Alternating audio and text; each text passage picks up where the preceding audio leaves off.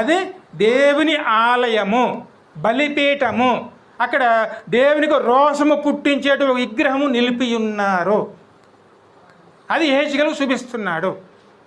దేవునికి రోషము పుట్టించు ఈ విగ్రహము నాకు కనబడెను.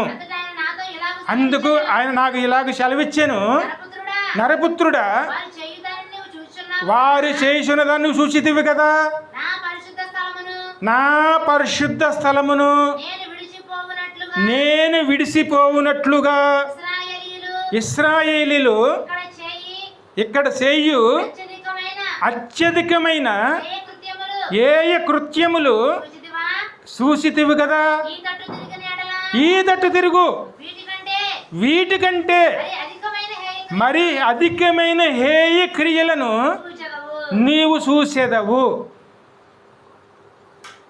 ఎంతవరకు చదివా?